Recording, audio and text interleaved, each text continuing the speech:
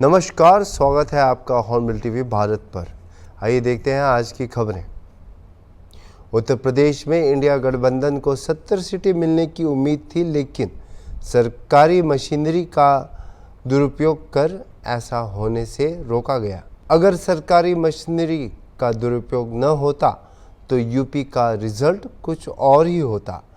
यह बातें इंडिया गठबंधन से उत्तर प्रदेश के अंबेडकर नगर संसदीय सीट से नवनिर्वाचित सांसद लालजी वर्मा ने Hornbill TV bureau chief Anoop Chaudhary से खास बातचीत में कही है और फैजाबाद सीट पर इंडिया गठबंधन के प्रत्याशी की जीत पर सांसद लालजी वर्मा ने कहा कि प्रभु श्री राम के आस्था का केंद्र है और यह बात फैजाबाद की देवतुल्य जनता ने साबित कर दिखाया कि धर्म अपनी जगह है और राजनीति अपनी जगह है। सपा सांसद लालजी वर्मा जी हमारे साथ हैं, उनसे बात करेंगे। सर, जिस तरह से ये जीत हुई है इंडिया गठबंधन की और जिस तरह से यूपी में भारतीय जनता पार्टी ने नारा दिया था 80 का, पूरे देश में 400 पार का, पहले से ही आप लोग कह रहे थे ये घमंड का नारा है और आखिर जो रिजल्ट आया वह काफ़ी चौंकाने वाला था। क्या कहना चाहेंगे? और इससे पहले आपको बहुत बहुत बधाई।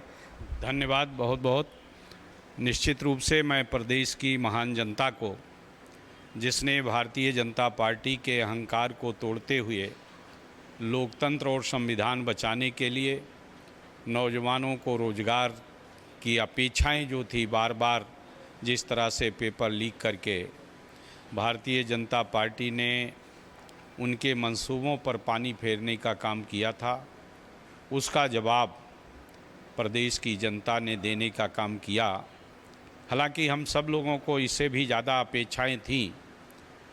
सत्ता का जो दुरुपयोग किया गया, जिस तरह से धन बल का भी प्रयोग किया गया, उसके कारण इंडिया गठबंधन की सरकार बनने में कमी रह गई। हमें पूरा विश्वास था कि कम से कम 70 सीटें उत्तर प्रदेश से ही इंडिया गठबंधन को मिलेगा, लेकिन किन्हीं कारणों से फिर भी मैं प्रदेश की महान जनता का हृदय से आभार व्यक्त करता हूँ। लाल जी, जिस तरह से आपने कहा कि सत्ता का दुरुपयोग किया गया और सपा सुप्रीमो ने भी कहा था, मेरठ हुआ और फर्रुखाबाद हुआ, बांसगांव हुआ, वहाँ पे भी जब डीएम वहाँ पहुँचे हैं तो वोटिंग जो काउंटिंग हो रही थी शुरू कर दी गई और आप जहाँ से निर्वाचित हुए अम्बेडकर नगर से, वहाँ पर आप पर भी दबाव बनाने की कोशिश की गई। क्या लगता था वाकई में जो चुनाव हो रहा था दबाव में हुआ? निश्चित रूप से जिस तरह से जो मैंने देखा अम्बेडकर नगर में, जिस तरह से धन बल और बाहुबल का खुला प्रदर्शन हुआ और अगर उसकी शिकायत करने पर पुलिस के लोग जो शिकायत करता था उसी को प्रताड़ित करते थे, यहाँ तक कि हमारे समर्थकों को, ज़्यादा से ज़्यादा समर्थकों को पुलिस ने टेरराइज करने का काम किया। उन्होंने एक लाल नोटिस भेजा जिसमें 100% केवल समाजवादी पार्टी के समर्थकों को दिया। भाजपा के बड़े से बड़े अपराधी घूमते रहे, उनके खिलाफ कोई कार्रवाई नहीं की गई। इससे भी चुनाव के पहले इस तरह का धन बल का उपयोग किया गया, उससे निश्चित रूप से थोड़ा बहुत फर्क पड़ा, अन्यथा जो हम लोगों की अपेक्षाएं थी वो पूरा होता। चुनाव आयोग की क्या भूमिका रही? चुनाव आयोग तो बिल्कुल मौन बैठा रहा। एक तरह से कहीं दिखाई नहीं पड़ता था कि कोई चुनाव आयोग है, कोई ऑब्जर्वर है, ऐसा कुछ भी दिखाई नहीं पड़ा। अच्छा, आखिरी सवाल मेरा ये है, जिस तरह से 2024 का रिजल्ट आया है यूपी में और पूरी जनता ने नकार दिया भारतीय जनता पार्टी को, खास तौर से जिस राम को, प्रभु श्री राम सबकी आस्था का केंद्र है, लेकिन राम के नाम पे जो राजनीति की जा रही थी, अब उनको अयोध्या से भी हाथ धोना पड़ा। इसको लेकर आप क्या कहेंगे? देखिए, श्री राम आस्था के विषय हैं और कोई भाजपा में है वही केवल राम को नहीं मानता। राम सर्वव्यापी हैं और सारे लोग उनको मानते हैं, लेकिन राम के नाम पर राजनीति या धर्म के नाम पर राजनीति, हमारा संविधान उसकी अवहेलना करता है, उसको विरोध करता है। निश्चित रूप से जिस तरह का दुरुपयोग किया गया धर्म को और उसके बाद भी चुनाव आयोग मौन रहा, उसका जनता ने जवाब दिया है और ये कहा है कि धर्म अलग है और राजनीति अलग है। इस बात को जनता ने सबूत दिया है। विशेषकर अम्बेडकर नगर और फैजाबाद पूरे मंडल की जनता हमेशा नफ़रत की राजनीति के खिलाफ अपने फैसले को देती रही है और ऐसा फिर एक बार करके दिखाने का काम। जो जनाधार आया है, क्या लगता है 2027 से पहले 2024 का जो जनाधार है, 2027 आएगा, आने वाले समय में क्या लगता है यूपी से भी सफाया होगा जिस तरह से आपने सफाया किया? निश्चित रूप से 2/3 से ज़्यादा बहुमत के साथ उत्तर प्रदेश में समाजवादी पार्टी की सरकार बनेगी। ठीक है, आप नवनिर्वाचित सांसद लालजी वर्मा हैं जो अंबेडकर नगर से हैं।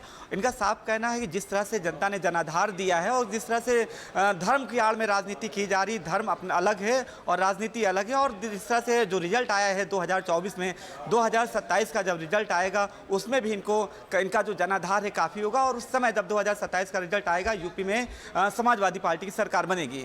वीडियो जर्नलिस्ट विजय के साथ अनूप चौधरी, हॉर्नबिल टीवी, लखनऊ।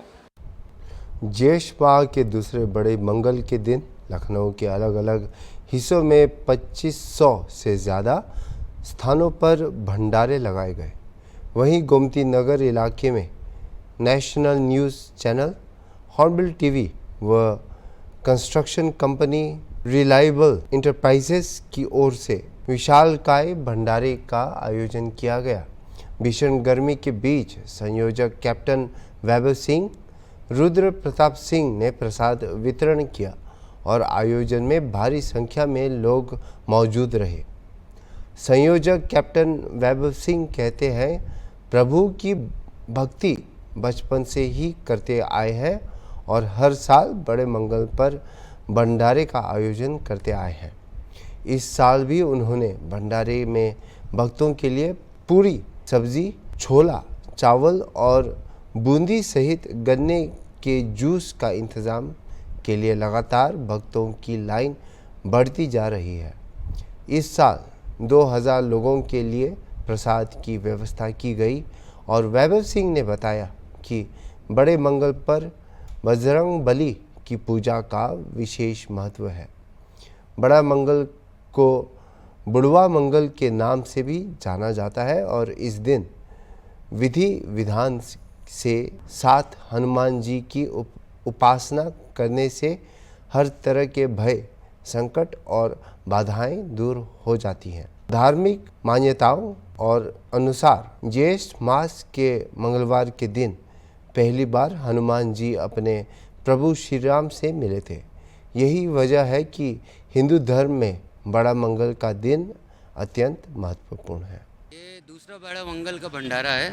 यहाँ हनुमान जी का बड़े मंगल पे हमेशा इस लखनऊ में ये हर्ष के साथ मनाया जाता है कि भंडारों का आयोजन हो और जहाँ तक भी हो गरीबों की मदद हो सके, गरीबों का एक वक्त की रोटी हम लोग पूड़ी सब्जी के माध्यम से उनका पेट भर पाएँ, और सामाजिक कार्य ये हमेशा हम लोग के लिए चलता रहता है। तो ये भंडारे का आयोजन रिलायबल इंटरप्राइजेस और हॉर्नबिल टीवी की तरफ से हम लोग ने किया है, और विशाल भंडारे में हमारे सहयोगी जो बने हैं ये आरपी सिंह, रुद्र प्रकाश सिंह यहाँ के ही रहने वाले हैं, और हमेशा हम लोग ऐसा आयोजन हर तीसरे बड़े मंगल को करते हैं। इस बार दूसरे बड़े मंगल को इसलिए किया गया है क्योंकि जेठ में इस बार 4 ही बड़े मंगल पड़ रहे हैं, तो हम लोग ने कहा कि दूसरे मंगल को ये कर दिया जाए कि जहाँ तक भी हो किसी भी गरीब को आज रात में भूखे पेट सोना न पड़े।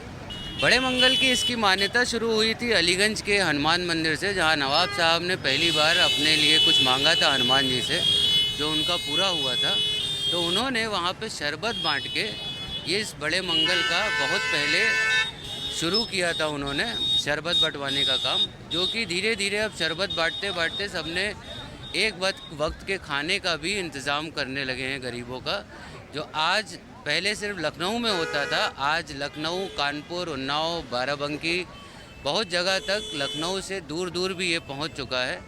और जहां तक भी अब तो बलिया में भी इस भंडारों का आयोजन हो रहा है जिसमें शरबत बंटवाए जा रहे हैं। अभी यहाँ पे धार्मिक चल रहा है, ये चुनावी मुद्दा यहाँ से रहने देते हैं हम लोग, और प्लस जनता जनार्दन है, वो जो बोलेगी, जो भी निर्णय लेगी वो हम सबको मानना पड़ेगा। इसके अलावा हम लोग की कोई ना रणनीति होती है ना कोई राजनीति होती है, जनता जनार्दन का निर्णय है, उनका निर्णय सर्वोपरि है। शुक्रवार को गठबंधन की संसदीय दल की बैठक के दौरान राष्ट्रीय जनतांत्रिक गठबंधन के नेताओं द्वारा नरेंद्र मोदी को भाजपा के नेता, एनडीए संसदीय दल के नेता और लोकसभा के नेता के रूप में चुना गया है। भाजपा सहयोगियों को संबोधित करते हुए नरेंद्र मोदी ने कहा कि वह उनके नेता के रूप में चुने जाने पर बहुत भाग्यशाली थे, जो दर्शाता है कि वे उन पर भरोसा करते हैं। साथियों, मेरा बहुत सौभाग्य है कि एनडीए के नेता के रूप में आप सब साथियों ने सर्वसम्मति से चुन करके मुझे एक नया दायित्व दिया है और इसके लिए मैं आपका बहुत बहुत आभारी हूं।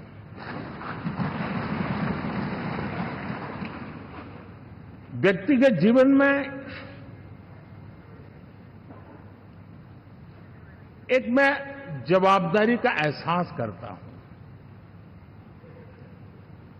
जब 2019 में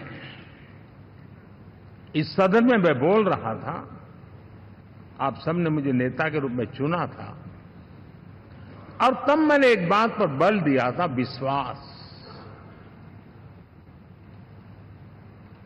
आज जब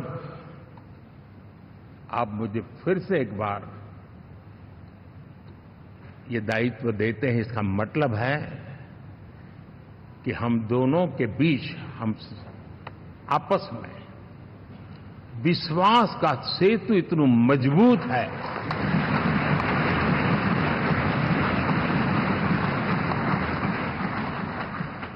ये अटूट रिश्ता विश्वास की मजबूत धरातल पर है और ये सबसे बड़ी पूंजी होता है और इसलिए ये पल मेरे लिए भावुक करने वाले भी है और आप सबके प्रति जितना धन्यवाद करूं उतना कम है।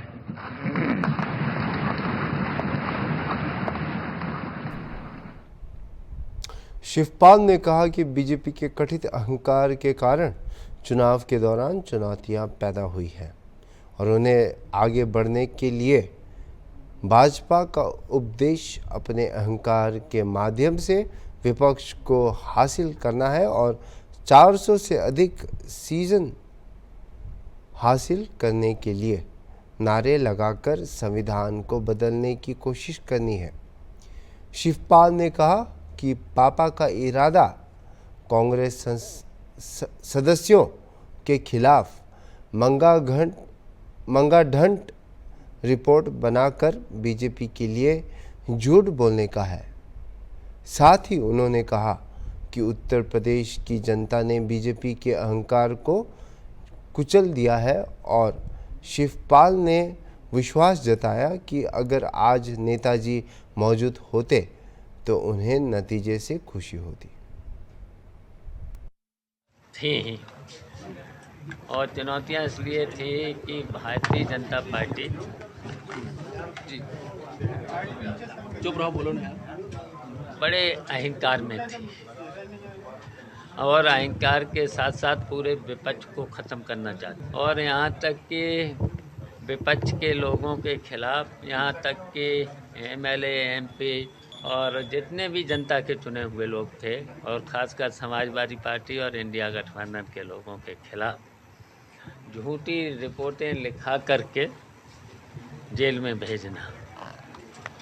और इसी तरीके से चुनाव में भी आपने देखा होगा हमारे संभल में, बदायूं में प्रशासनिक अधिकारियों के द्वारा और धमकाना, प्रधानों के बस्ते जमा कराना, जो डीलर वगैरह होते हैं ना, जो कोठेदार, उनकी दुकानों को रद्द कराना, ये सब धमकाना और हमारे समाजवादी पार्टी के लोगों को, कार्यकर्ताओं को झूठा मुकदमा, अगर झूठा मुकदमा नहीं, किसी ने झूठी शिकायत ही कर दी तो उसे गिरफ्तार करना, तो ये सब चल रहा था। इसके बावजूद भी हमारे समाजवादी पार्टी के कार्यकर्ताओं ने और जनता ने तो इसलिए कि उन्होंने नारा दिया था 400 पार, तो इनका मतलब था कि अब संविधान को भी बदलेंगे, लोकतंत्र को, तानाशाही को हराने का काम किया है जनता ने और समाजवादी पार्टी के कार्यकर्ताओं ने। तो इसलिए ये जीत है जनता की और समाजवादी पार्टी के कार्यकर्ताओं की जीत है। अभी हमें कुछ नहीं कहना सर, कुछ अभी सांसद आपके रह गए जैसा कि आपने कहा सर, लेकिन इतना है कि हम जानते हैं कि अहंकार तो टूट गया है। तो देखिए, नेताजी का तो हमेशा आशीर्वाद रहा, नेताजी के आदर्शों पर हम लोग चल रहे हैं और नेताजी के नीतियों पर और आदर्शों पर चलने के कारण ही हम लोगों ने भारतीय जनता पार्टी को हरा करके और भारतीय जनता पार्टी को पीछे छोड़ा है और समाजवादी पार्टी आगे निकली। समाजवादी पार्टी की 5 महिला सांसद जो है दिल्ली पहुंच रही है, कैसे देखते हैं? देखिए, सांसद 37 पहुँचे हैं समाजवादी पार्टी और महिलाएं भी पहुँची हैं 5 और सभी वर्ग के लोग, सभी देखिए सभी वर्ग के लोग पहुँचे हैं। कोई ऐसा वर्ग नहीं है जो सांसद हमारी पार्टी में न जीता हो। और फिर जीत के तो देख ही लिया, लखनऊ की सीट तो अगर हम लोगों ने समय नहीं मिला, इस तरीके से देखिए बनारस में भी देख लीजिए कितना पीछे रह गया। ये तो हाँ देखिए, और ट्रेनिंग देना पड़ेगी समाजवादी पार्टी के कार्यकर्ताओं, तो इसे बेईमानी को तो रोकना ही पड़ेगा। रोका भी है, ऐसा नहीं है हम लोगों ने रोका है समाजवादी पार्टी के कार्यकर्ता, और अभी समाजवादी पार्टी के कार्यकर्ताओं को ट्रेनिंग देना पड़ेगी।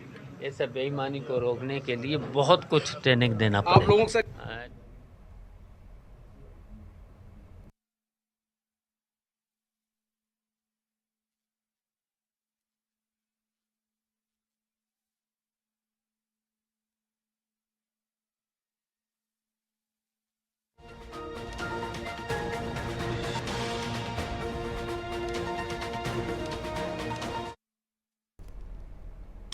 नौ जून को नरेंद्र मोदी तीसरी बार देश के प्रधानमंत्री बनने जा रहे हैं। तीसरी बार प्रधानमंत्री बनने का ऐलान होते ही भाजपा शासित राज्यों से जश्न का माहौल शुरू हो चुका है। इसी कड़ी ने जनादेश आने के बाद पहली बार लखनऊ में पार्टी के प्रदेश कार्यालय में भाजपा जनता पार्टी के नेताओं, कार्यकर्ताओं और पदाधिकारियों ने केंद्र में तीसरी बार पीएम मोदी के नेतृत्व में बनने जा रही सरकार के मौके पर एक दूसरे को मिठाई खिलाकर बधाई दी। साथ ही आतिशबाजी कर ढोल भांगड़े की थाप पर झूमकर अपनी खुशी का इजहार किया। जश्न के माहौल के बीच भाजपा कार्यालय से ब्यूरो चीफ अनूप चौधरी की रिपोर्ट देखते हैं।